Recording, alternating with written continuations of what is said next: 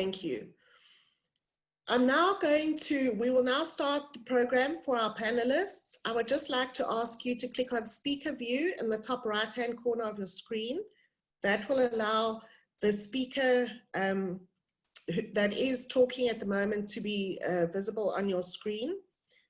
And you can use the Q&A section at the bottom of the screen to answer questions, to ask questions, and the panelists will either answer them in writing or verbally. So please do make use of the Q&A section. We also have some very exciting polls that are going to be posted towards the end of each speaker's session. Please do take the time to fill in those polls. We will be displaying the results anonymously on the screen once everyone has completed them. And we'll also be using the results to talk to government and ensure that we convey your sentiments to them via the poll results, and also to have a look at what the hot topics are that you'd like to hear about for future webinars or events of this nature. So not to delay, I'm going to hand over to our first speaker today, who is Ryan Wooley. Ryan is the CEO of Insurance Claims Africa. The TTA was lucky enough to be introduced to Insurance Claims Africa, whom we found to be an exceptionally useful service provider for our members in the situation that you find yourselves with the insurance claims and the difficulty in having your insurance claims met and paid out. So TTA decided to nominate ICA as a public loss adjuster partner, and we encouraged you all to join up with ICA in terms of appointing them as your public loss adjuster. They are assisting over 400 tourism sector claimants in the pursuit of fair treatment by the industry companies over business interruption claims caused as a result of the COVID-19 virus. Brian is going to update us with an overview of the process that they are following and provide insight into this ongoing matter, which is a very new, interesting, and concerning topic for all of us. So welcome, Ryan, and thank you for joining us today. We know your time is very valuable and we appreciate it. Thank you, Bronwen, and thanks to the TTA for the invite. I think it's a very important message that we're trying to get across. We understand that your industry is in a sustainability crisis. We do believe that the insurers and their current position that they're taking with these claims is quite a style and great approach, and they are just reneging on these policies using very smart lawyers to interpret the words that they've put on the policy. So in a nutshell of where we're at the moment, we've been hard at work over the last 3 weeks to make sure that our message is out there in the press and that your voices are being heard in terms of the dissatisfaction with the insurer's approach, and that we feel that the FSCA and the regulator needs to actively step up and intervene and effectively issue a directive or adjudicate the position, failing which we would then obviously follow a litigation process. So through the TTA and ourselves, we engaged with the FSCA about 2 weeks ago, and we've had some positive traction with the information that we've supplied to them. And you will see that on Friday, the FSCA issued a directive to all the insurance companies. Essentially, the directive separated the claims into various categories or the policies into various categories, and said that this was the way that they would think that the insurers should interpret and pay the claims that they believe are valid. With that, we are still in discussions with the FCA to understand exactly what they have tried to communicate through that directive. But there is some positive news in that the directive says that if you can prove a positive case of COVID within your radius and on a reasonable basis, not on the basis that the insurers have been asking, then essentially, and that loss was pre-lockdown, you should be entitled to claim your full losses. Now, obviously, we're waiting for clarification from the FSCA, but we do see that as very positive for a large sector of your TTA members, because obviously they are within the reach of major urban city centres, which would then activate their policies.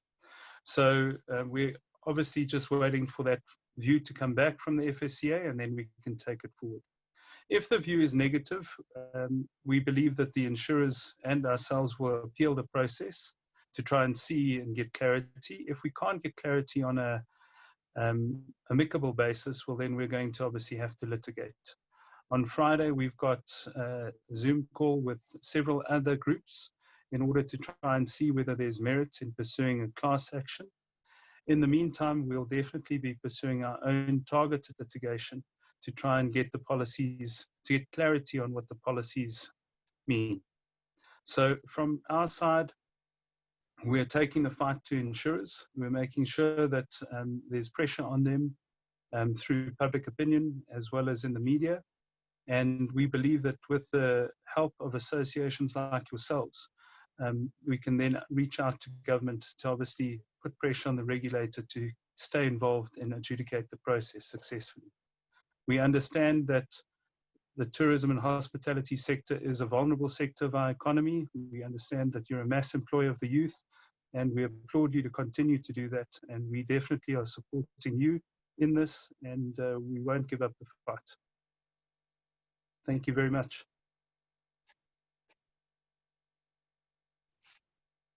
Thank you, Ryan. We have a few questions coming in. The first one here is, if I do not have specific insurance for contagious diseases, should I still submit a claim? So it's very difficult. We need to see what the policy wording says. Some of the wordings are very wide. We haven't seen them in South Africa. Our view is that you need the contagious and infectious notifiable disease cover, which is an extension to a normal business interruption policy. So I think that I don't think that your claim would succeed, but we are more than willing to review those policies and take it forward from there. Thank you very much. I see that Nico has posted the poll regarding this topic. If I could ask all attendees to please complete the poll, and we will show the results once everyone has completed the poll. If I can go to our next question, Ryan. The next question is, what is the chance that we can go to court to win our insurance payouts? So we believe the prospects are fair. We think that we've got strong senior counsel opinion that says that our interpretation of the contract is correct. We hope that we would be able to do it on an urgent basis and obtain a declarator which would clarify the intention of the policy. Our worry is that if we enter into a long litigation battle with insurers, that obviously they have the deepest pockets, and if we only reach a decision within 2 or 3 years' time, all the way up to the SCA, well then, that won't help all your members. Essentially, we want either a compromise deal to be put forward by the insurers, or if we do win in court, well then we want the insurers to be practical and come forward with a reasonable offer. So the earliest date we are hoping to be in court is as early as next week. And we do have the option to potentially join a matter in September. But another key factor is that the Financial Conduct Authority in the UK, and our South African law is heavily influenced by what happens in the UK, as are the reinsurers.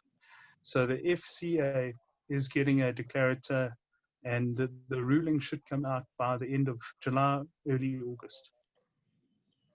That's very interesting, and I think we are all watching that news with bated breath, so thank you for that. The next question that I have here is, if we reopen our hotel and are forced to close again because of a COVID case of a staff member, would we then be able to claim business interruption? The issue that you've got is that any new events would be treated as new claims. And most of these insurers have actually withdrawn that cover from effective, call it the 1st of June. So you wouldn't be able to institute a new claim. We would obviously, depending on the period of cover that you have, try and argue that that's part and parcel of your, or the majority of the losses would be covered by the original notification, which would have been in approximately March 2020.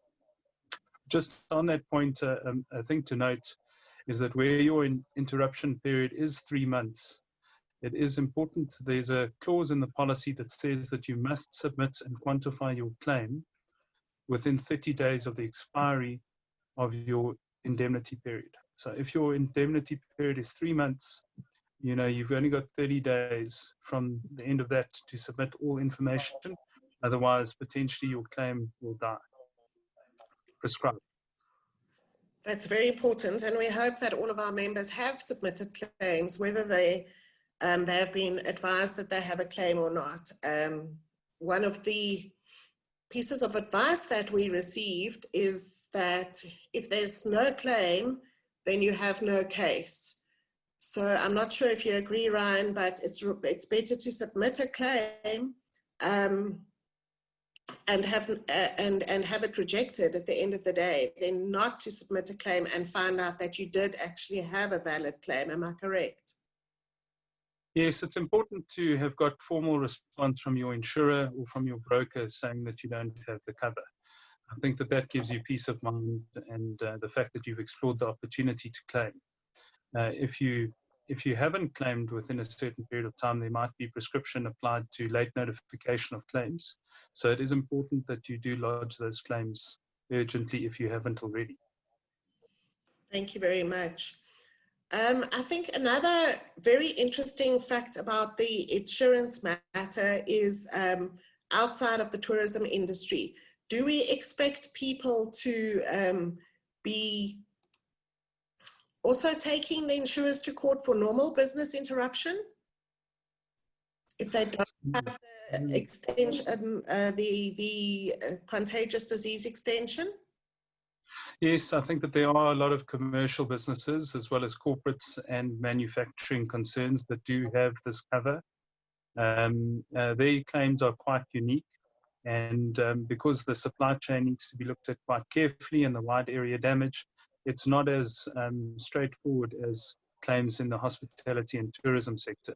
So those claims do need quite a heavy hand when it comes to quantifying the loss, but the key issues that they're still dealing with are the same as yours: causation and this dispute around the lockdown period. Thank you, Ryan. And can you also please just give us a little bit of insight in, while we have a few minutes left, into why it's important to correctly work out the quantum of your claim? So the quantum of the claim is obviously important to put forward the fair number, the right number, based on financials, VAT returns, and any savings and costs that you incur. The reason why is because you're trying to manage the insurer's expectations. You're also trying to understand if there is any negotiated settlement that does get offered, that the number is in fact a fair number in terms of the offer that gets made. So I think that it's important that you're putting forward accurate numbers and that you're supporting that on a formal basis, rather than just supplying the information to the insurer and expecting them to calculate it. It is definitely of more benefit for you to have done the calculation and understood it and positioned it from your perspective. And I understand that you have a professional firm of accountants assisting you with this for the people that you're representing. Is that correct? Yes, that's correct. Our team is essentially a team of accountants, lawyers, and insurance professionals who are experienced seasoned campaigners in business interruption claims. We do claims for large corporates, like the Tshwane and Grinrods and Clovers, and then we also make sure that we help out, on homeowners, householders claims for large fires. So we definitely want to assist the public in their claims against insurers. Thank you, Ryan. I see that the results of our poll have been posted. Our first question was, have you submitted an insurance claim for business interruption or loss of income? 55% said yes, 16% no. 18% said their broker advised them they didn't have a claim, so they didn't submit. And 11%, the insurance company advised them that they didn't have a claim, so they did not submit. just in line with what Ryan said, please be sure that if your broker or your insurance company advised you that you had no basis for a claim, that you have that in writing from them. Our second question, I have submitted an insurance claim for business interruption, loss of business, and received this response. 47% said their claim was rejected. Another 47% say delay tactics from insurer and unrealistic demands regarding burden of proof. When it comes to this, the recent communication from the FSCA does assist with the burden of proof, and we can make that available to assist. And I think, am I correct, Ryan, that the FSCA communication takes the burden off the claimant or advises the insurance industry not to be arduous in their claims, their burden of proof that they require from the claimant? That's 100% correct. I think that they've been made that very clear, that they think that the insurers have been running roughshod over the insureds, the policyholder, and that their burden of proof has been unreasonable and unfair. So it's a barrier to getting your claim paid, which is a clear breach of their FSCA regulations. Thank you. And we were very happy to receive that feedback from FSCA. 0% say that their claim has been approved, which is what we're expecting and which is why this is such a hot topic at the moment. And 5% say that their claim was approved and paid out. I will make the assumption that that is for loss of business and based on cancellations that could be proven. But that still does not address the issue of business interruption and the difference in your revenue during the last 3 months of this year versus the same 3 months last year. Then question number 3, I'm interested in taking the insurance matter forward. 26% said litigation, I'm ready to sue. 26% said legal assistance, I need advice. And 47% said insurance specialist assistance, I need advice and assistance working out my claim quantum. So the association is here for you to put you in contact with people that can assist you to do that, the professional companies like ICA, Burden, Swat and Boerter, and other firms that we have identified as being the right people to work with.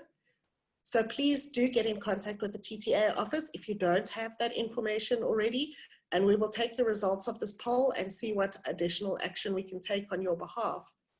Ryan, before we finish off, is there anything you would like to add or anything you would like to ask the audience? No, I think it's important that your voice and your message is heard. I think that that we've got to make sure that we are keeping the awareness levels high within your associations, within government, within the press. We've got to make sure that that we don't become numb to the situation. You know, this is a sustainability crisis that the tourism industry is going through, and we need to make sure that we are doing everything we can to make sure that the insurers honor their contracts. Thank you. I see that we actually have 2 extra questions that have just come in. We do have a minute left. The first one is, before any class action starts, should one submit claims all the way to the Ombudsman if rejected by insurers, or should we send rejection to lawyers directly after rejection?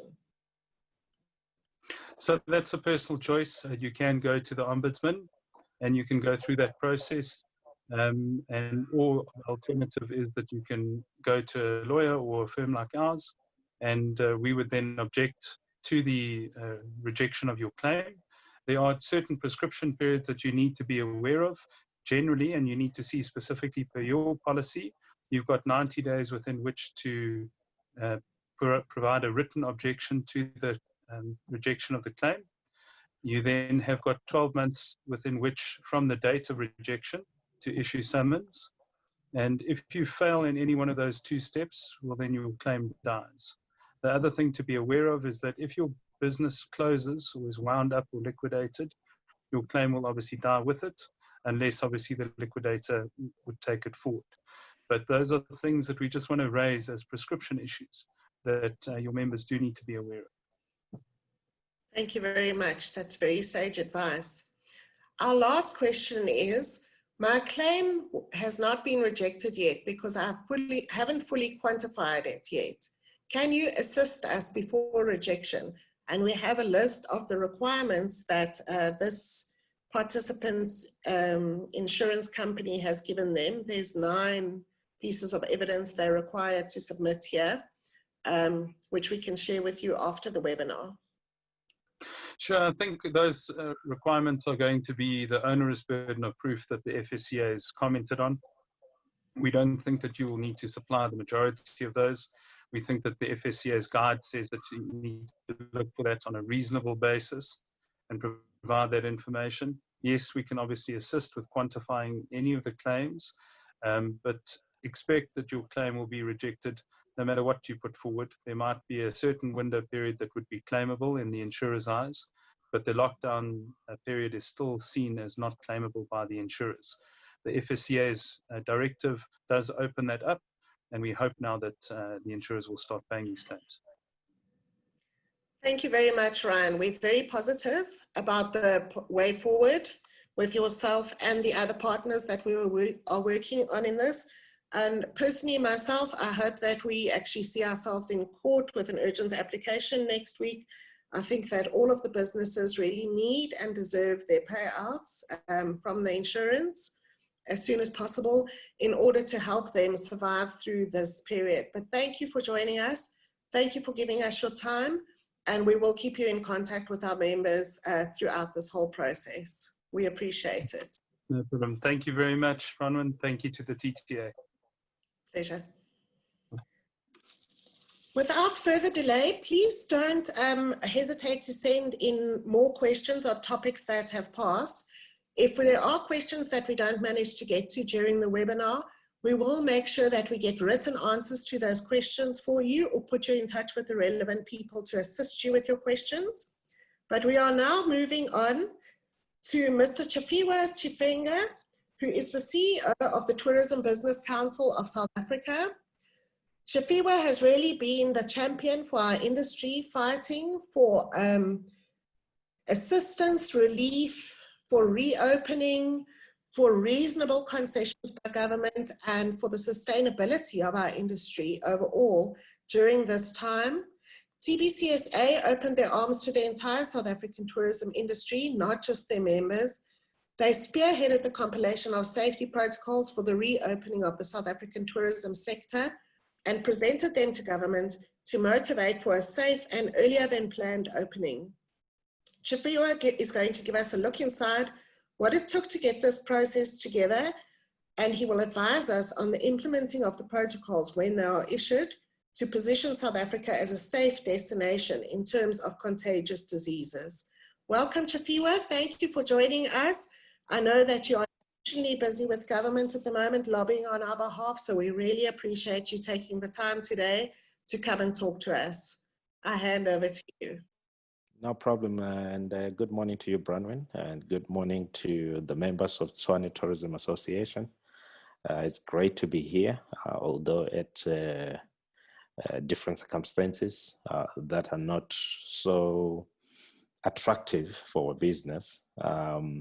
We all know what has been going on for the past 3 months plus, and our businesses have been decimated. We are at a point now where it's either we go ahead or we go backwards, and it's that time now where it's a breaking point, where I believe that it's time to get the answers that we need from government, and I believe that we will get the answers that we need. So let me talk a little bit about the protocols. So the protocols, started when just after the lockdown, began in early April, where we had a board meeting as the TBCSA, and we were reflecting on this pandemic to say that since the lockdown was declared and few weeks prior to that, we had seen a lot of cancellation coming from international markets, also from the domestic markets. We saw the first case that came into South Africa in KZN, And then we saw, what followed, after the community transmission started to happen within the country.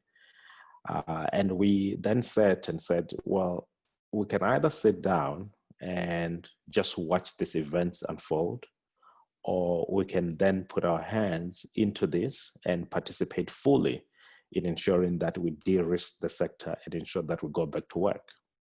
Then after the board meeting, we decided that we're going to put together safety protocols that will ensure that we can operate safely and we can continue to do our work as a tourism sector. To do this, we reached out to the entire value chain of tourism. Usually we work with our members where we talk to our members and say, go and work out these protocols and come back to us. But this time around, we believe that the situation that we're in, it's very, very serious. It affects everyone within the value chain. Then we'll reach out to everyone who was willing to participate, who was willing to come on board to really sit down and help rescue, our sector. And the way that we've dealt with this is to say, how do we make sure that we operate in a safe way across each part of tourism? So in essence, you follow, the journey of a tourist, be it a domestic tourist or be it an international tourist. Where do they begin their journey? Where do they stop? What are the touch points? How do we make sure that those touch points are safe and secured? And how do we make sure that tourists are able to go back home safe and secured? And it was a very extensive process. I must say that we received thousands and thousands of submissions from many people from various sectors, telling us that this is how they can do things in a safe way. I'm happy to say that the protocols that we've put together have been sent to government. We have done the summaries of those protocols. And let's just remember that when we put together these protocols in terms of,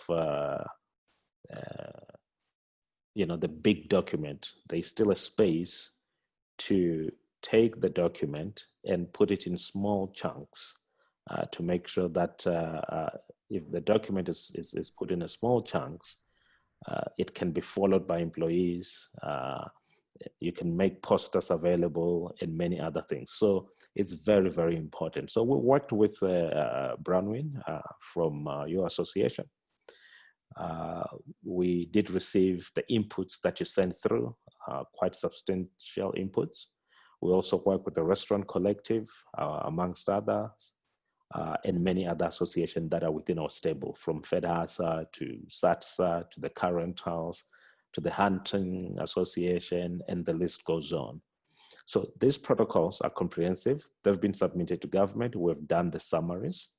I had a conversation last week, Thursday, with the people that write regulations. They were asking for summaries of these protocols to see how they can be applied, in this regulations that they're writing. So the process is extensive, and also the process doesn't stop here. We need to keep this document alive. We need to implement these protocols. We need to assist small business to implement these protocols. We need to ensure that the entire value chain of tourism is not caught up in this wave of new infections. So we need to do whatever we can to make sure that we comply. Now, there won't be government. Government is not going to come and say, you got to comply, you got to do this, you got to do that. Government is going to leave this in our hands. And if we don't do it right, then government will take this off our hands, and government will then put this as a regulation, which makes it even more difficult. Now, self-regulation is the way to go. And for all of us to embrace these protocols, to make sure that we apply these protocols, we do the basics that we need to do. And we make sure that, whenever we are operating, we don't go back to being closed down. If one person doesn't follow the protocols, the way government looks at this is say, well, the entire sector is not following the protocols, and therefore the entire sector can be shut down. So it's important that we follow these protocols and we self-regulate and we monitor each other. in a process where you can, call your peers and say, well, you don't seem to be doing this right. This is how I'm doing it. We can learn from each other, and so forth and so on. So this protocol is comprehensive, done, submitted, they're accepted by government. We can change them as and when things are moving. Of course, if we get less and less cases of COVID-19, the protocols will be less and less. And then we'll be going back to the normal that we used to do. So, those are the kinds of things that we have to sort of look out for, and the protection that we need to give to our sector. Now, if I move on a little bit from the protocols, just to give an update on what's going on now. I know that everyone is anxious about when are we going to hear from government? When are we going to be opening? Now, I have been talking to government, representatives of government, and I believe that today they are meeting to discuss the regulations, and we may hear today or tomorrow in terms of what regulations are going to be for this enhanced lockdown level 3. The fact that it has taken this long between the president announcing to now, it can only mean that there's a debate, happening, on this regulation. And every time there's a debate, it means that, there are voices, that are sort of disagreeing with certain elements of this regulation. I'll give an example. I wrote a letter to government on Thursday. And one of the things that I put on the letter, well, 2 things, is that if accommodation is going to be opened, which is already open for business travel, it means that now it's being opened for leisure travel. Now, if we're opening for leisure travel, we need to be able to do interprovincial travel. It wouldn't make any sense to open up accommodation in all these other provinces, and not letting the people that are sitting in Gauteng, who are the travelers and the feeders for this province, to travel. It means that you can't go to Bela Bela, or you can't go to the Northwest, or you can't go to Mpumalanga. So it will mean nothing to say that we're opening this accommodation, but you cannot cross the provincial borders. So that has to come in to make sure that this is sustainable. Number 2, in terms of restaurants, it will mean nothing if restaurants are opened, especially the sit-down restaurants, which usually, operates in the evenings and also in the weekends. And then you have the liquor regulation that says you can only sell liquor of consumption between 9 to 5 o'clock during the day. So it makes no sense, for a restaurant, and I do know that the margins come from, some of the higher margins come from the liquor sale.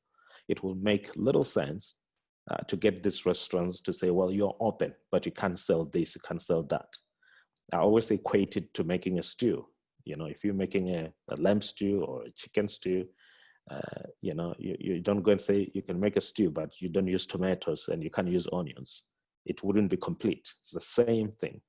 It wouldn't be complete if we're not selling everything that we're supposed to sell.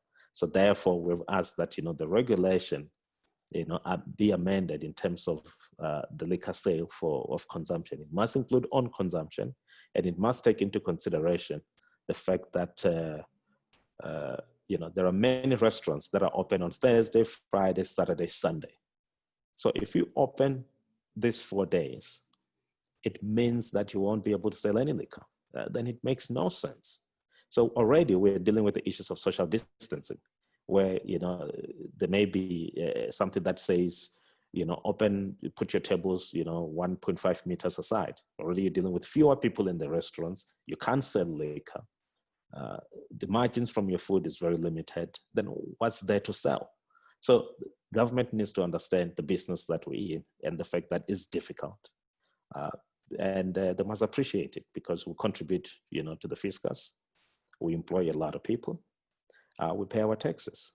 And therefore, they need to understand that this is in their own interest as well to get these things open. It's always easy for people to make decisions. Well, there are 2 types of decisions. There are people who have their stomachs are full, they've eaten, nothing is a problem, they make different decisions. There are those that, they haven't eaten, and we're not as full as we want to be, our decisions are different and our agency is different.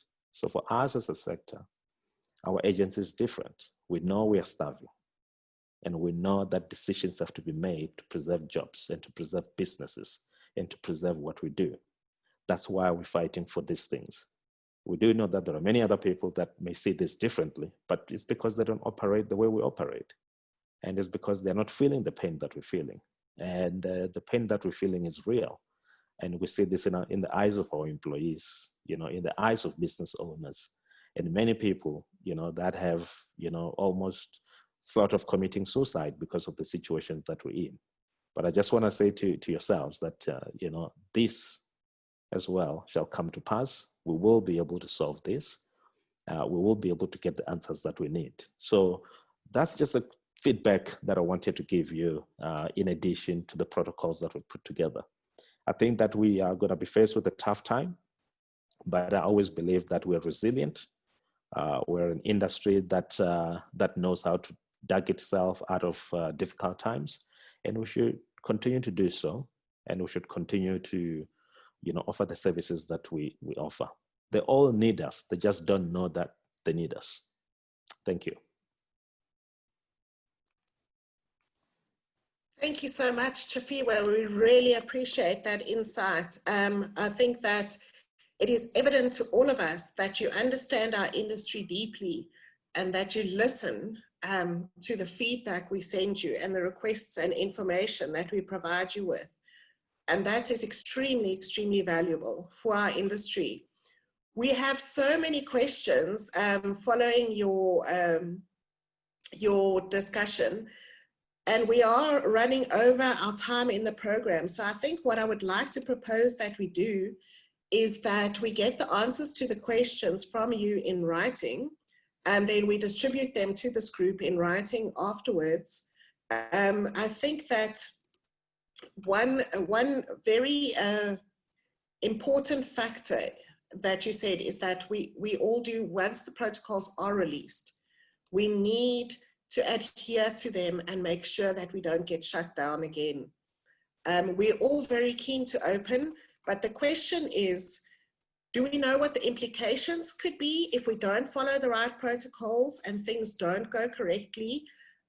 Our businesses could be in for a lot worse time financially if that happens. And then secondly, do we know what the demand is going to be?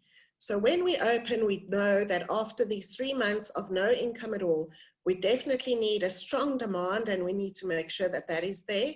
And we definitely need to make sure that we don't get shut down again. So thank you very much, Chafiwe, to everyone who has asked questions. I commit to getting the answers to these questions after the webinar and disseminating them to the people registered for this webinar as soon as possible thereafter. That was really valuable, Chafiwe, and we appreciate the fact that you are fighting day and night for our industry on the front lines. I think that we are in very good hands, and we hope that we can continue to assist you to do that going forward. Thank you very much. I really appreciate the time. And just remember that in each day that the industry is not open, we lose 748 million rand in tourism spend. So that is the message that I've sent to government today in preparation of their budget. 748 million rand per day, 22.7 billion rand per month when we don't operate. So thank you very much for having me. It's been our pleasure, absolutely our pleasure, and it is a very scary future that we are facing, but we can do it together. The results of our poll are out, and just quickly before our next speakers, question number 1 was, I believe that government is listening to our industry and taking our input into account. 21% said yes, 44% said no, and 35% said they are not sure, which means that perhaps we need to get more communication from our official government structures, being our national department and provincial departments. Number 2, I feel that government is making well-informed and sustainable decisions for our industry. 11% said yes, 59% said no, and 30% said not sure. Once again, that's an indication that more communication is needed. Number 3, I feel that the National Departments of Tourism and Small Business Development understand the tourism industry and what we need to do to survive the COVID-19 crisis. 30% said yes, 48% said no, and 23% said not sure. So I think that indicates we've got some work to do in terms of getting some communication from our national government departments, provincial and city tourism departments, and we'll work on that as well. So thank you, Chafiwe. You've generated some very interesting questions from the audience, and we will deal with those as soon as we can later today. I would like to move on now to the Restaurant Collective, Lessons in the Time of COVID-19. I was exceptionally impressed with the group of restaurateurs that we got in touch with, or who got in touch with us at the beginning of this COVID-19 situation. In specific, Grace Harding, who's the CEO of Ocean Basket, and Natasha Sideris, who's the founder of Tasha's Restaurant and Franchise Group, realized that the restaurant industry is really on its own at the moment in this crisis, and that we needed to get together across the country and deal with sit-down restaurant-specific issues. And these issues also affect every tourism business that operates a kitchen and serves food.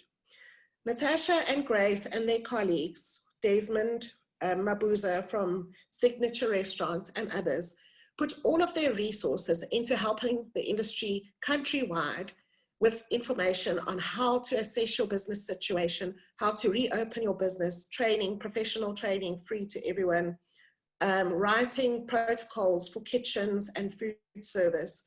It has been a massive effort from their side. And what impressed me most was the open and collaborative nature of what they have done. And today, Natasha and Grace are here with us to talk a little bit about their experience. So welcome, Natasha.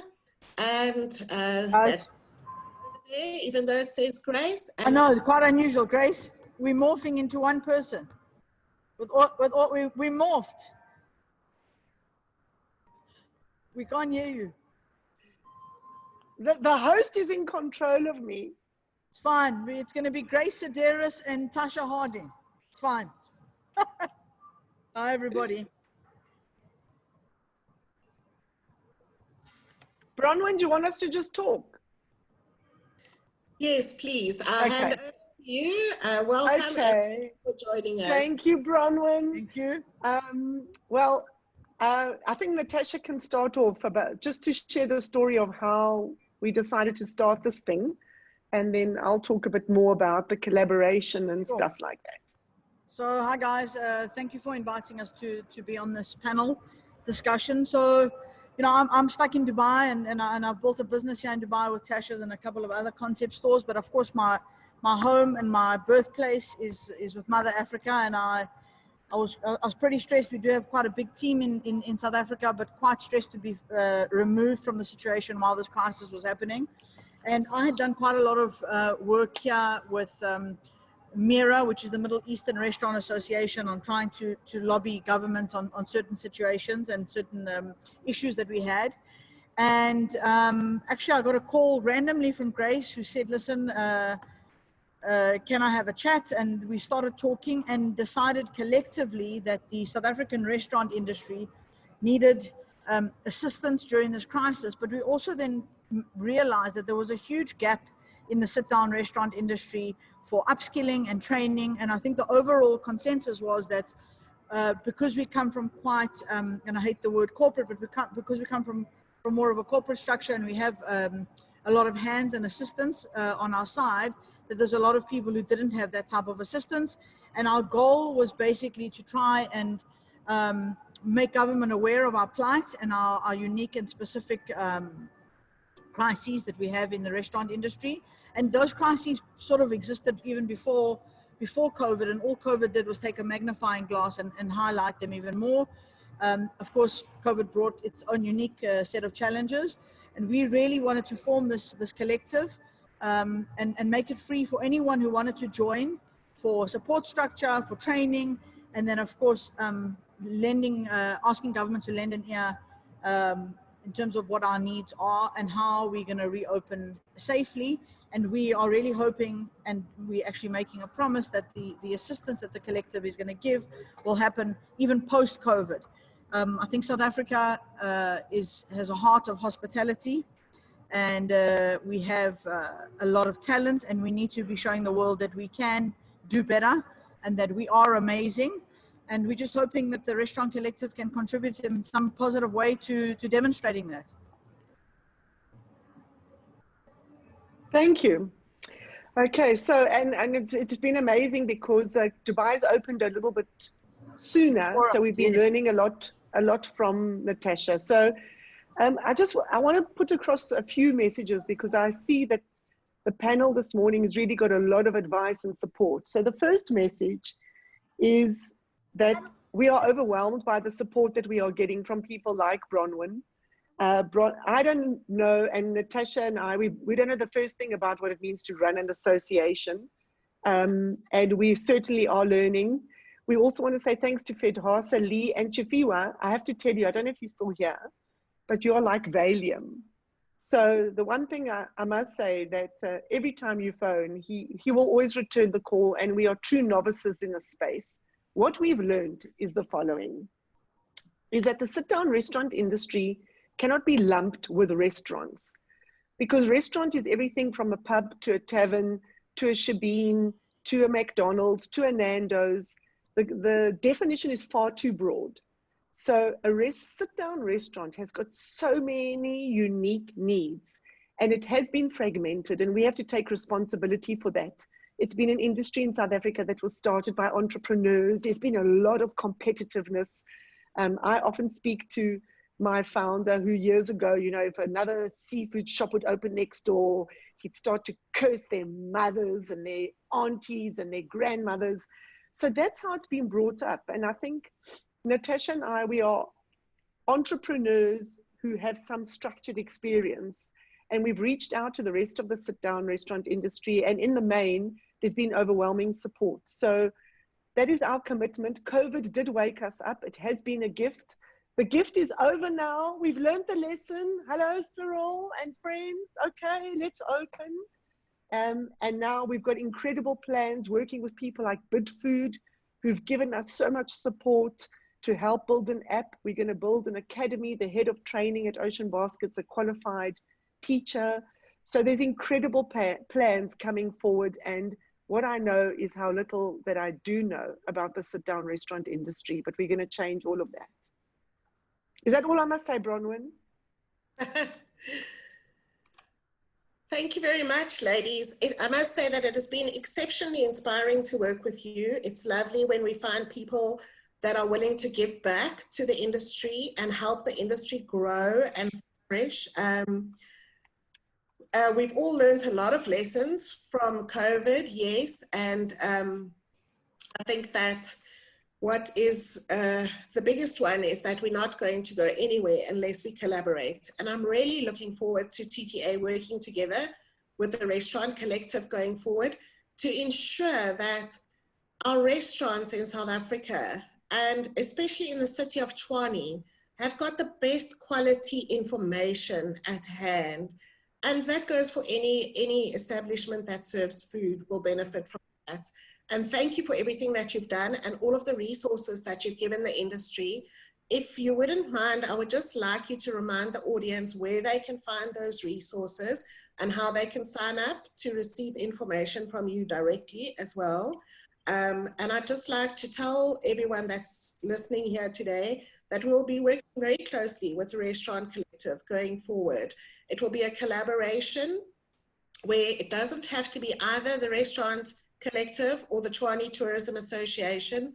We do it together. We do it for the country as a destination, and we do it for our city as a destination, and become the best eating destination in the world. That's what I would like to see. I would like to see us become as famous as Paris for our food and our restaurant experiences and our eating experiences.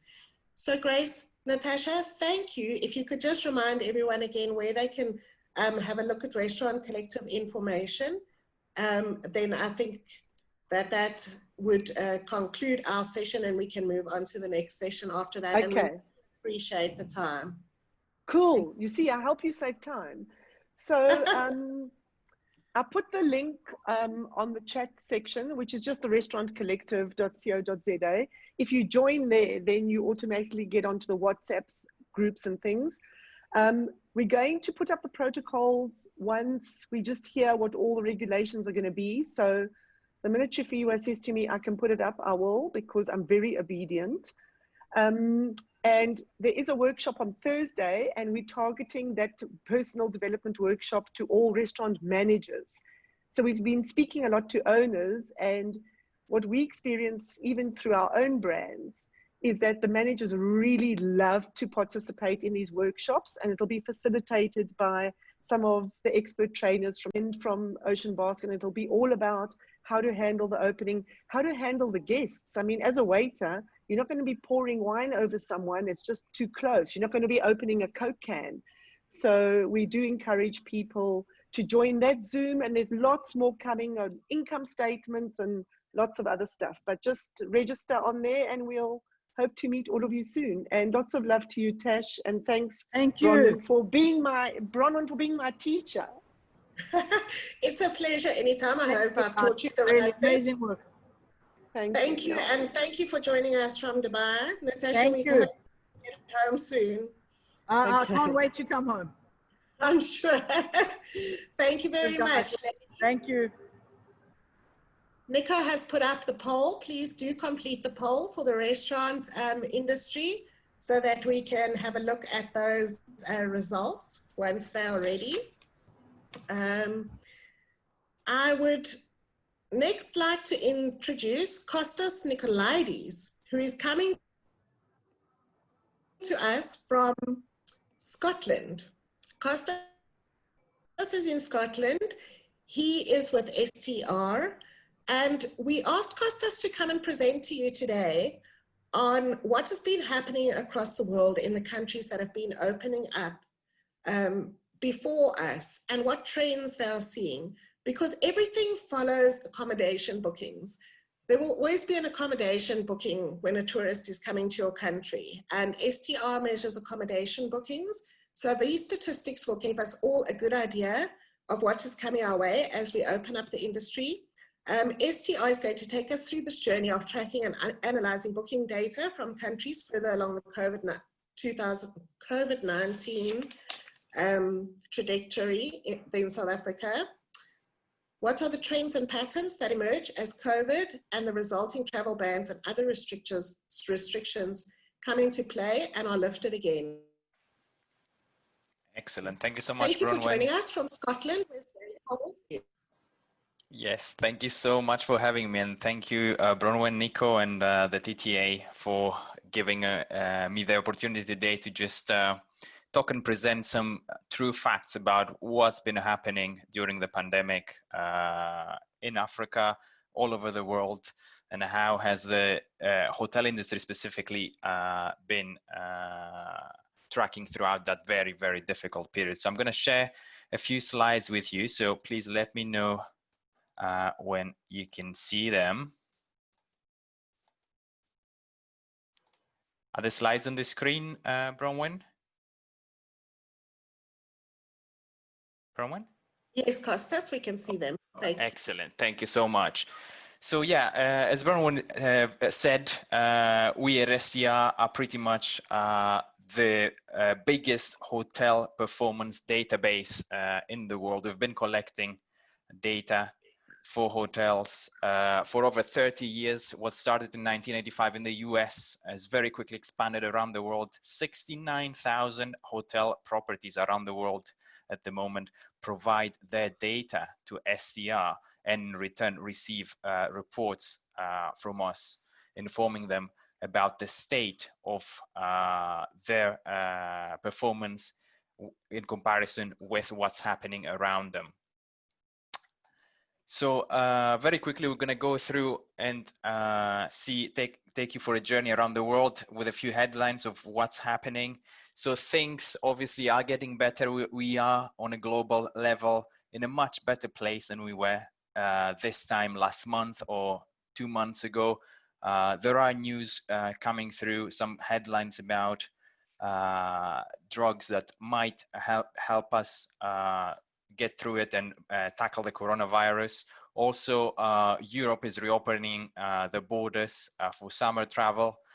Air bridges are being announced between countries in Europe, and that sort of sets the precedent of perhaps how the world is going to look like once restrictions are starting to be lifted for international travel in other continents as well. Now, the night is always darkest before the dawn, but we are getting good news from Africa as well. So Tunisia, up in the north as well, it seems to have battled and won that battle with the coronavirus, and is looking to get its tourism industry back online after this long hibernation.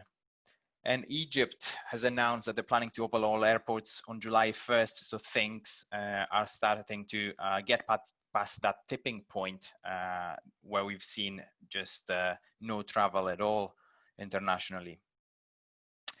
And another thing that obviously a few other panelists have also discussed is about government and what's the government role in this.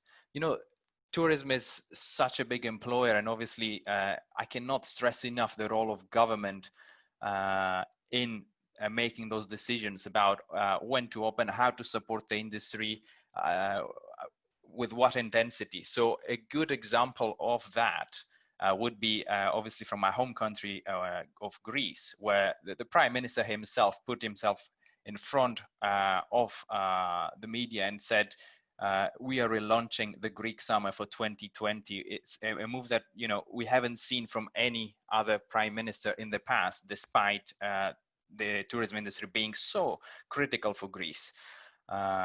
So it is a best practice for governments to understand that tourism needs to be supported, and they need to support it not just from the back lines with policies, with easing and measures, but also from the front lines as well, and in terms of PR and just showing that, you know, they are committed to it and they mean it, and they're gonna do their absolute most to make sure that this succeeds. But some things obviously will take a little bit longer to improve. So restrictions on borders are likely to stay in place for some time now.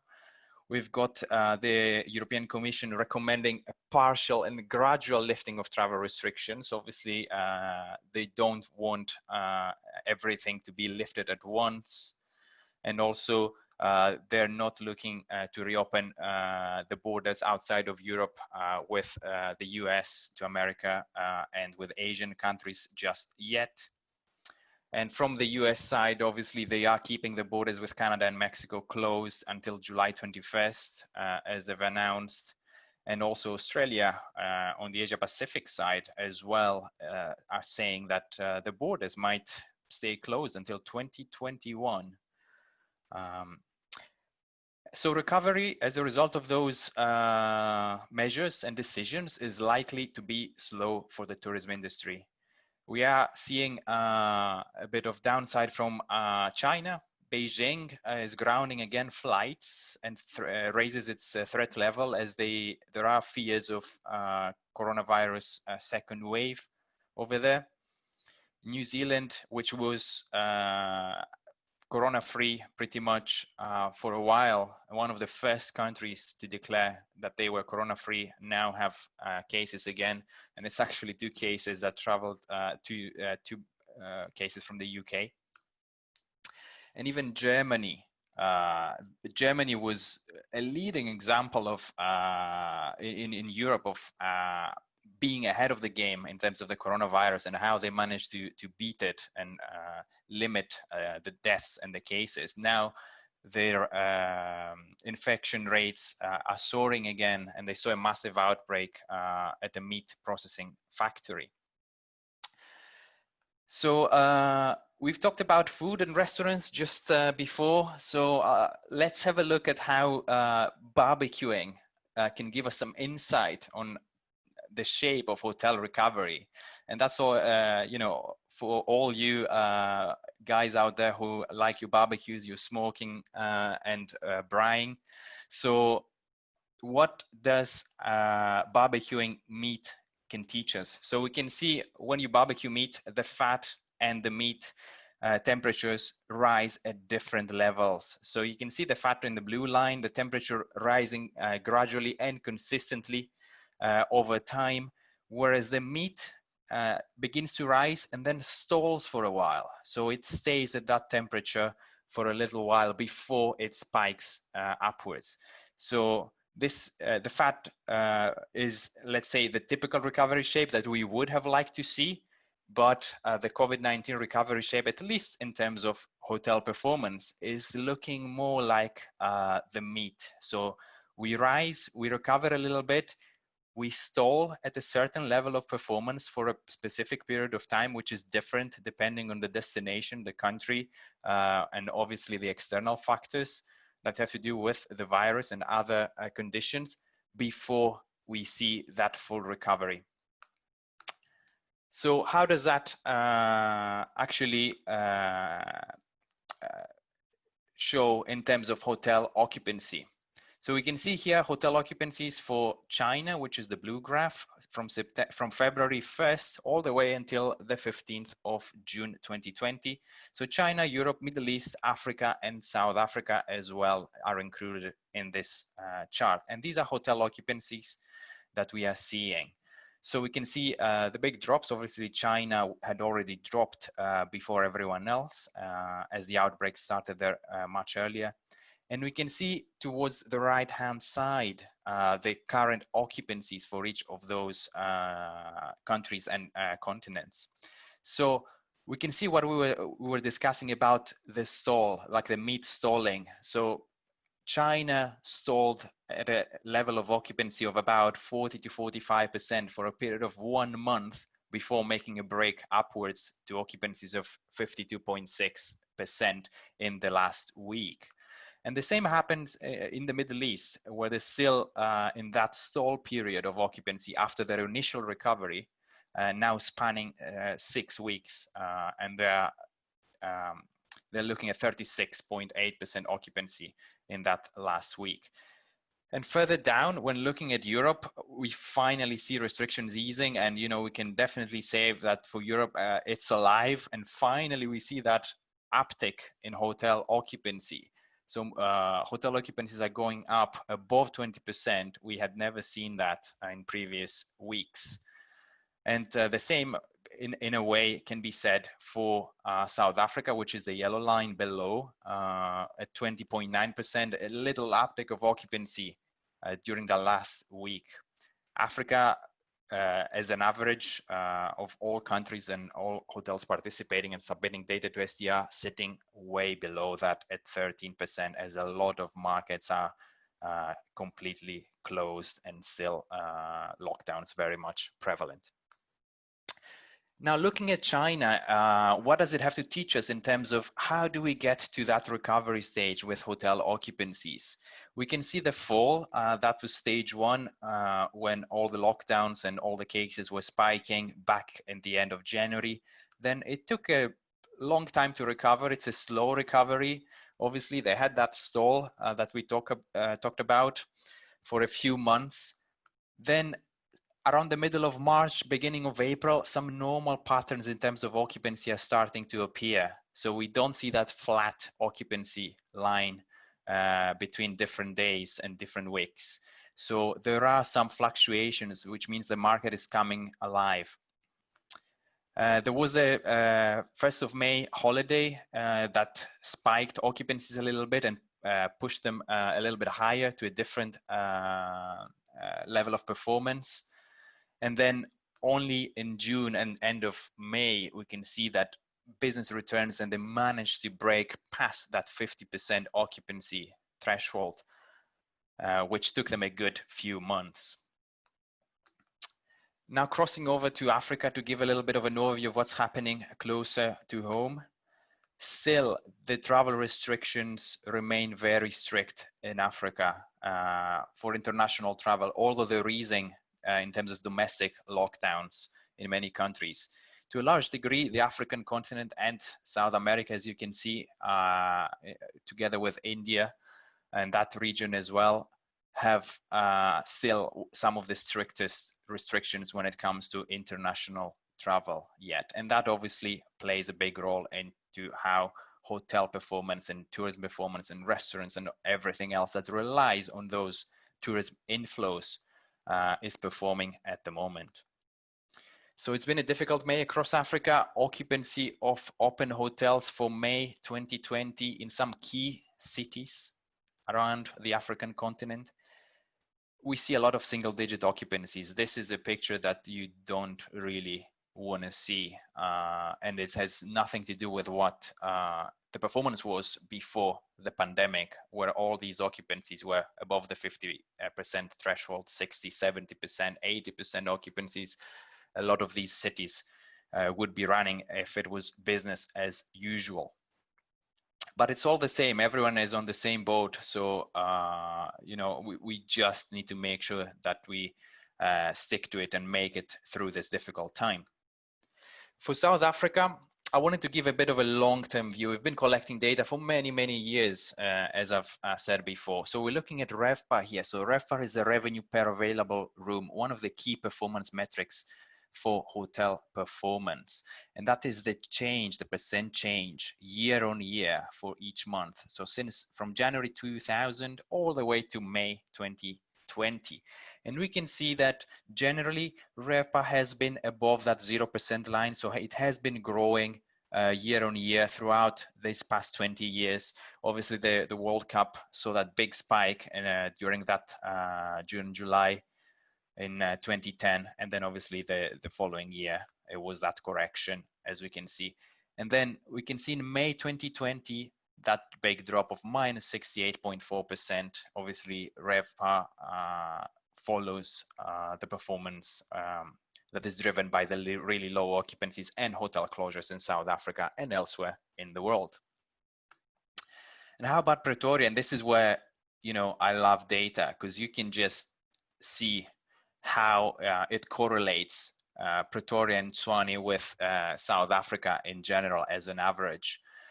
We can see from this graph that Pretoria as well has been growing over the past 20 years in terms of RevPAR. Hotel performance has been building a really good momentum, although it has had its ups and downs, obviously. And we can see here for May 2020, I've shown you for South Africa, we are 68.4% below last year's May levels, and Pretoria minus 59.6, a little bit better than the average for South Africa as a total.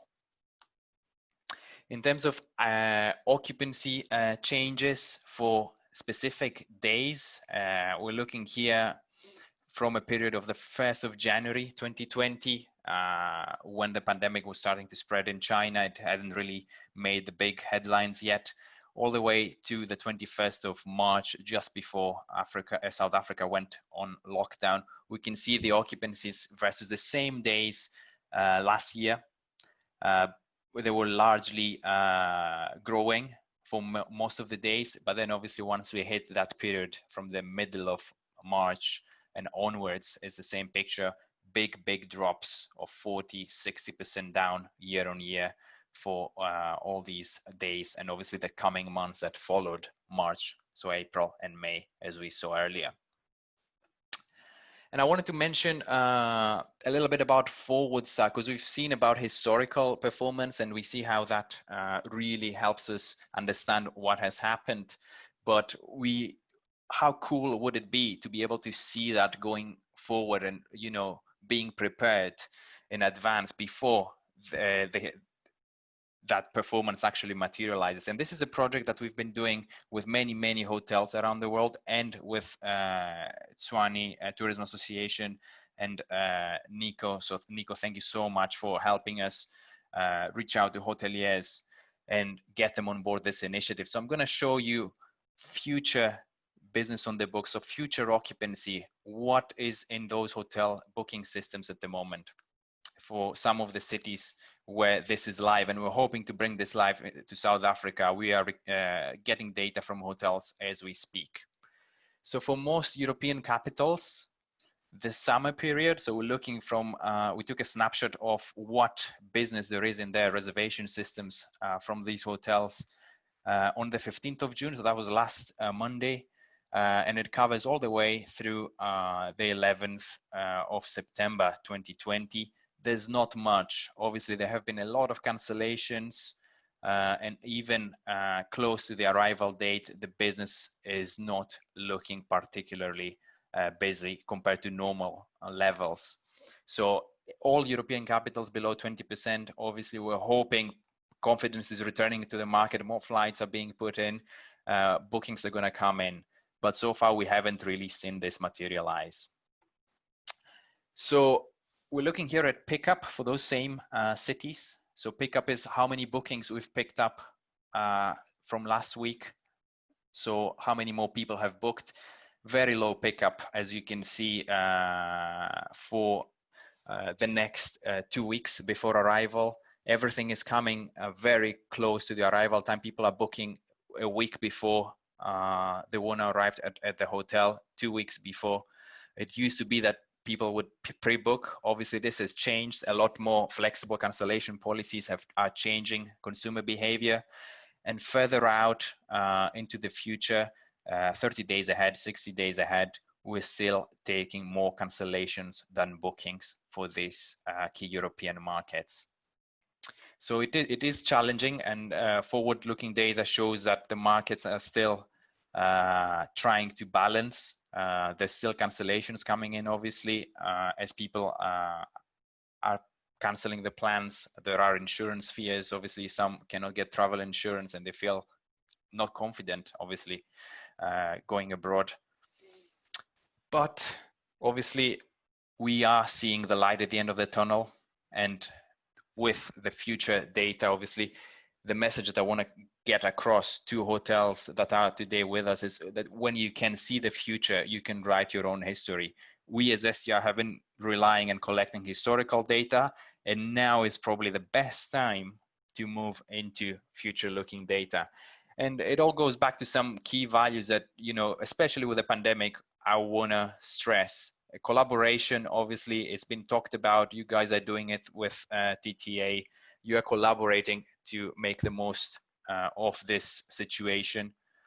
And obviously, innovation is coming. New products, you know, we all have to pivot, change our ways. Consumer behavior is changing. So yeah, innovation as well, a key value. And obviously, they're all in the spirit of moving forward. We really need to start building forward moving momentum at this time. Governments, as individuals, as communities, as associations, as companies, because this is the moment where we just need to kickstart the economy, kickstart the process of recovery. And with that, I want to close.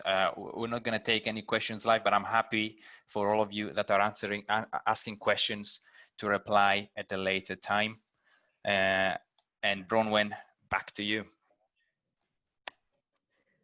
Thank you, Costas. That is very insightful. It is a very scary picture, but at least we can see that there is recovery and we can do something about it. And hopefully that picture changes positively, significantly, the more we move forward. And maybe we need to look at it again in about a month's time together with you and see how it's looking. I know that we said that we would skip questions because of the time frame, but I just have two short questions here. The one is, are destinations able to access your company's city or province specific data with regards to occupancy to establish travel trends or arrivals at any given time? Yes, so the short answer is yes, they can. We collect data primarily for the hoteliers themselves. So we collect data from the source, from the hotels, and feeding it primarily back to the source. So back to the hotels, so they can understand what's happening around them and plan for their businesses. But also that data is so useful for destination management companies, tourism authorities as well, to access that and understand on a wider level what's happening in a country, in a destination, and how they can help with marketing activities, promotion to move it forward.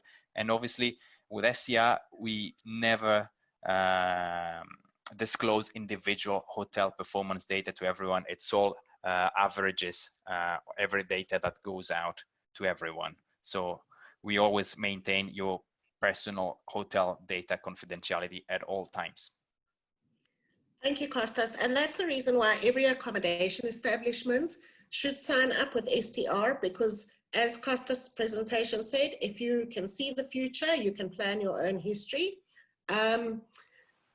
Please use our program to link to the STR website for more information. And if you would like to contact Costas directly, you can also work through Liz and Tombi or Nico in the, or Susan in the TTA office. The other question we had, Costas, was do you have the occupancy rate of Gauteng open hotels? So that is the province that Tshwane is situated in. I'm not sure if you are able to extract data by province. Yes, yes. So we do have the Gauteng province set up in our system, and we do track it. I could have a look. Maybe I'll put it in the chat for everyone to see it in the next couple of minutes, if that's okay. That would be fabulous and super efficient, all the way from Scotland. Exactly. So, much for joining us, Costas. We really appreciate it, and we hope we can do this again sometime soon. Thank you, a pleasure. I think it gives everybody some insight into what has been happening around the world and how things are going to unfold for us one way or the other. The results of the poll are up for the travel poll. Our first question was, I feel confident about traveling and staying in hotels once they are open for leisure travel. 55% said yes, 5% said no, and 40% said it depends on the protocols that the hotel has in place. So protocols, very important, will drive the yes up to 95%. You can see we all love travel. Second question was, I cannot wait to get into a car or onto an airplane to travel for holiday. 80% said yes, 3% said no, and 17% said they'd be waiting until 2021 to travel. And question 3, when staying at a hotel, I would choose. 15% said in-room dining. 55% said on-site restaurant dining, which is really great to see that people are not too scared to eat in the restaurant dining room. 8% said I would prefer to take along my own food. And so there's some interesting insights there. And we will answer any further questions and share some further data online or via other channels after this webinar. So thank you so much once again, Costas. We really appreciate it. I would now like to introduce Ronel Besadenhout, our TTA board member, who's going to talk to us about doing a emotional health survey. Whether we like to admit it or are able to admit it or not, our emotional health of ourselves and our employees is very compromised at this time. For those of you that know Maslow's hierarchy of needs, the bottom 2 layers of that pyramid have been kicked out from underneath most of people. The physiological and psychological effects of this lockdown and economic are significant, whether we recognize it or not. TTA is going to be running a health survey and bringing in a specialist to assist members and staff to deal with the underlying anxiety and stress caused by this situation. So to introduce you to that, I would like to open up the floor for Ronel. Welcome, Ronel. Thank you very much. And I'll hand over to you. Thank you, Bronwen. I was going to speak for half an hour, but I mean, the previous speaker took up all my time, so I'll be short and sweet. We basically would like to do a survey on Google Forms to get an overview of the emotional health of our members, and I'm sure Bronwen's going to open it maybe to a bigger forum than just our members, and any stress-related challenges we are experiencing during this lockdown. All responses will, of course, be confidential. You'll receive a link to complete the survey, and the feedback will be collated and reflected in pie charts, after which we will organize a webinar. We will give you enough notice, and we'll get an expert on stress and trauma to analyze the responses and obviously make suggestions to assist you to find solutions to emotional health challenges, be it personal or related to the workforce. And I think maybe just listening to some of the speakers and mentioning emotional health problems, trauma, stress, I think it's everywhere at the moment, especially in our industry that's not fully operational at the moment. People are not working, couldn't pay salaries, etc., etc. There's a lot of concern and questions.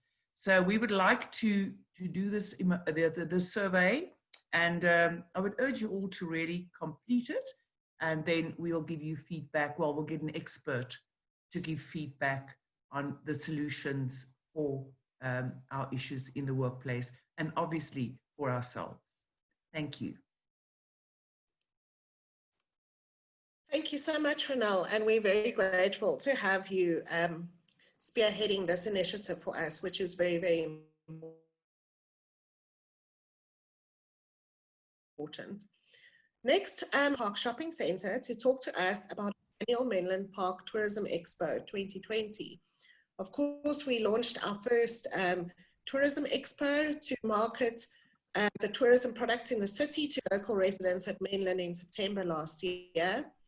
COVID-19 has thrown a spanner in the works for 2020, but that does not mean that we will not be undertaking an initiative. September is still Tourism Month, and we would like to drive as much local tourism as possible during the month, and we are going to build on the platform that we built with Menlyn to bring you some kind of format of promotion or marketing initiative to drive shoppers from Menlyn to our tourist products, and to drive visitors to our tourist products, restaurants, hotels, etc., to shop at Menlyn. So Trust is going to give us a little bit of an insight on the way forward for that.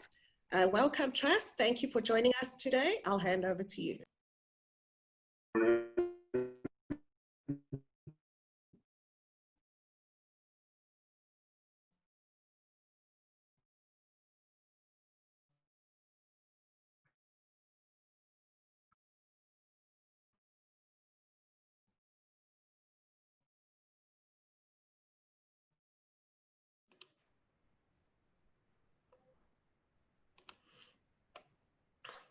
Trust, I'm having a problem hearing and seeing you. I'm not sure if it's just me. Perhaps. It is for everybody. Okay, Trust, could you perhaps just check your connection? In the meantime, what I'll do is I'm going to launch the poll while we're waiting for Trust to enter. Okay, let us have a look at the Menlyn Tourism Expo poll.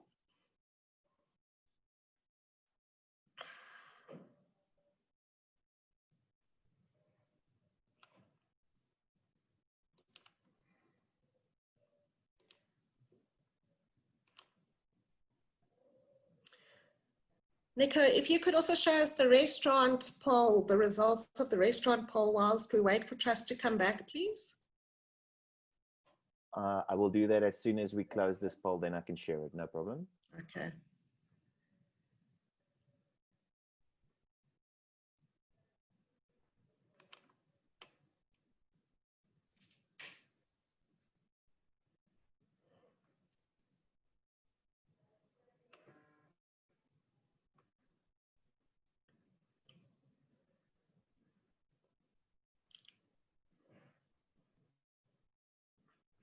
We do have Megan standing by.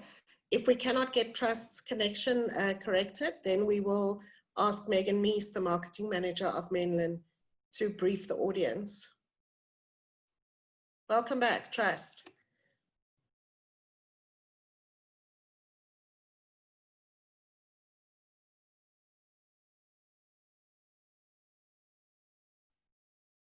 Trust, unfortunately, there's no audio on your side. I don't know if you can hear us.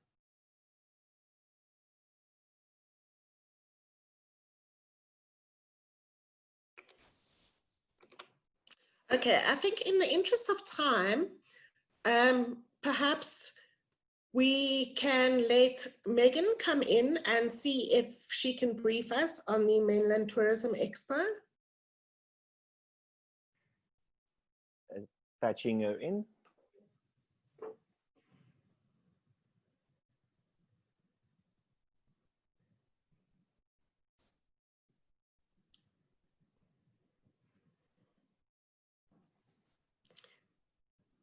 Megan, welcome. Oh dear. Okay, Megan, we don't have audio from you either. No. Okay, perhaps I'll just take this opportunity to brief everyone. We are looking at a promotion where, there's Megan. Hi, can you hear me now? There we go, yes, thank you. All right, apologies everybody. I had muted myself and then forgotten to take myself off mute. I'm so excited to chat to you all. Trust is online as well, and I'm sure he can post some comments in the comment section as I go through if there's anything that I've left out. So thanks for the opportunity, Bronwen and Nico and the rest of the TTA members, for the opportunity to talk about the proposed expo for this year. As you know, we ran the Mainland Park Shopping Centre Tourism Expo last year. And I think for our first expo, it went really well. We had 36 exhibitors taking part in the expo. The expo ran for 4 days over the 26th to the 29th of September. And, you know, we did a poll with those members last year just to get feedback on our first iteration of the Mainland Tourism Expo, just to get to, you know, to get some learnings out of it. And some of the feedback we received was 80% of those exhibitors that participated thought that the expo was good to excellent. And then 60% of exhibitors as well gave feedback that they received good to exceedingly good leads from the expo. So I like to believe that it was definitely a mutually beneficial campaign that we ran. You know, obviously for mainland, tourism is a key part of, we're proudly Tshwane, and tourism is one of our key strategies that we focus on an annual basis. So we've been having a number of discussions in terms of how do we take this concept forward for this year, bearing in mind the challenges and the restrictions that we have facing as an industry. As you know, the shopping center industry has been hit very hard as well. From level 5, where we pretty much closed 95% of our tenants were unable to trade. And we're only going into level 3 now, where obviously most of our tenants are trading. We probably have about 90% of our tenants trading. However, the impact on their business has been enormous from a financial perspective. So a lot of tenants, you know, struggling to open up, to be, you know, to be relevant within this time to our audience. So we've been looking at different ways of presenting the expo for the benefit of our tenants and obviously for the benefit of the member body. As Bronwen said earlier, key for us is to make sure that we offer the tourism members a platform to talk about their product to our customer base. For the 4 days that we ran the expo last year, we had it was just over 162,000 people coming into the mall. So the exposure, I think, was really good, and that is something that we want to continue. Just to give you some updates in terms of potential exposure for this year, our foot count has been steadily increasing. We're probably sitting at about 60% of our original numbers year on year at this particular point in time. On average, we're looking at about 20 or 25,000 people coming through the malls on a daily average. So those are the kind of numbers that we have at the moment. What we've come to the conclusion is that obviously a digital, an actual expo is not possible. So we want to present a digital campaign in participation and partnership with the TTA members. The concept is loosely around, encouraging our customers to come to the mall, visit one of our tenants and stand in line to win a prize from one of the TTA members. So really very straightforward, very basic. We want to use the Tshwane tourism platform as the link for the competition, for the campaign. So driving people onto that platform to make the entries, to submit their proof of spend, and then obviously partnering with a member offering or a member sponsored prize so that the customer gets to win almost an immediate gratification win.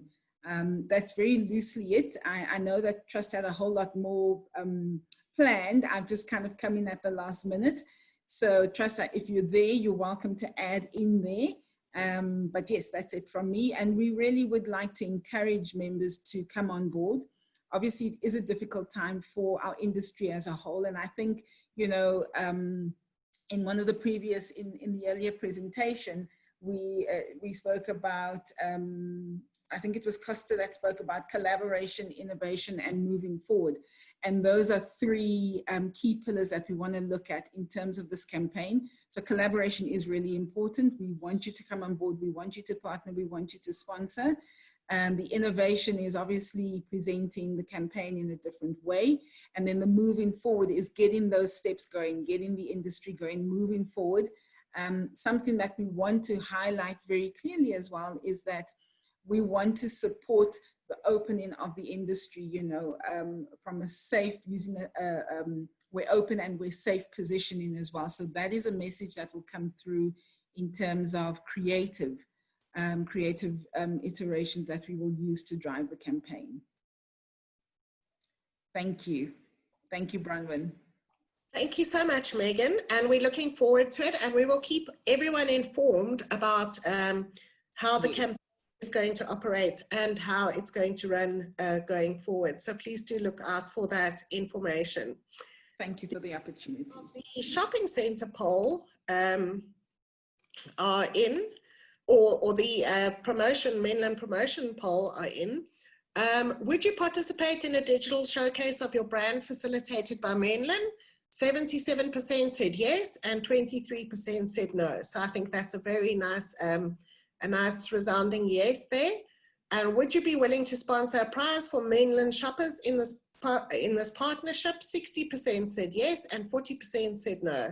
So once again, I think there's a lot of benefit to be had for shoppers to go and visit our tourism attractions, restaurants and hotels and the like, and vice versa. So thank you very much, Megan. We'll be taking that forward. Thank you. Thanks, Bronwen. Thanks, Nico. Thank you very much. I would like us to run a poll on the whole, this is a general poll for the end. Please could you answer the questions that are on your screen now, and then we will look at the results of the poll for the restaurant industry and close this meeting.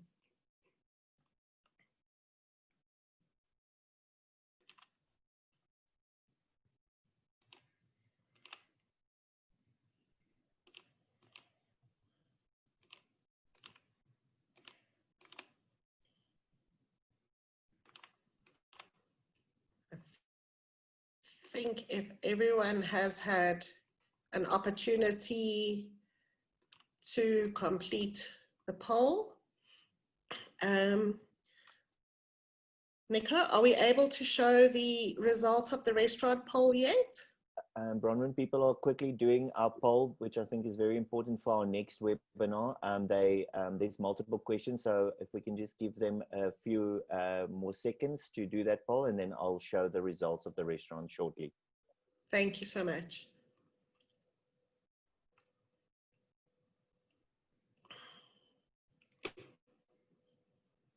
Whilst we're waiting, there was a very interesting question earlier where someone said it would be very interesting to see the percentage of hotels open at all, because I assume that 70% of them haven't yet reopened.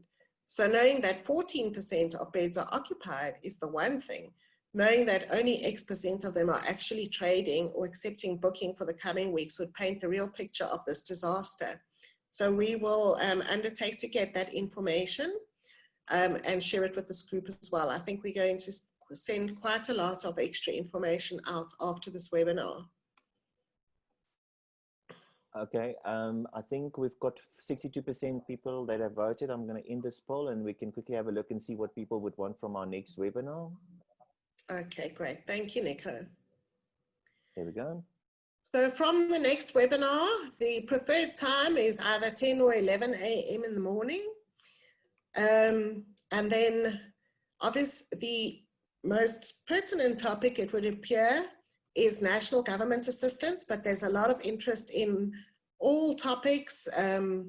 Yes, and if you have any comments on other topics, please do email them to secretary@tshwanetourism.com so that we can bring you more speakers on information that you need to have. And then we asked if the information we have sent you during the crisis has been useful, and 96% of you said yes, 0% said no, and 6% said somewhat. Please do let us know if there's other type of information or assistance that you would like us to be providing you that we haven't been providing the webinar. 98% said yes, 2% said no, and 2% said not sure, which adds up to 104%, which is a bit strange, but I'm glad to see the 98% yes. Thank you everyone who participated in that poll. Let's have a look at the restaurants quickly before we close off today. The material provided by the Restaurant Collective will help me reopen my food production and service facilities. 52% said yes, 5% said no, and 44% said I still have to look at the website. Please do. The information is there. It's also on the various WhatsApp groups that we have where we have shared it, and it's very useful if you have a kitchen and do food service. Would you visit a restaurant if they were not able to serve alcohol and you could not bring your own? 39% said yes, definitely no one in my family. No is 42% and maybe is 18%. Question 3 was, I feel confident about going out to eat in a restaurant once sit-down restaurants are open for business. Good news is that 67% of respondents said yes, and only 5% said no, and 29% said it depends on the protocols the restaurant has in place. So that is a very good outlook for the restaurants, and we are pleased with that. In closing today, I would just like to say thank you very much to our board and to the office, who have worked very, very hard and well throughout this whole crisis that we have just been facing, and throughout the year under review before. I know that some of our office staff literally worked through the night and have been working through weekends to keep you updated, and we hope that it has been worth their while. We trust that it has been worth their while. To the board who puts in all their time and energy selflessly, thank you very much. It is much appreciated. We will be sending out further information after this webinar, so please do have a look for it, and especially for the voting that needs to be done for the governance of the association. We look forward to everyone's participation and also for further board nominations. Thank you all for participating today, and last but not least, I would like to thank our Vice Chairman, Nico Rowan, who set up this platform for us and made this happen. A lot of work goes into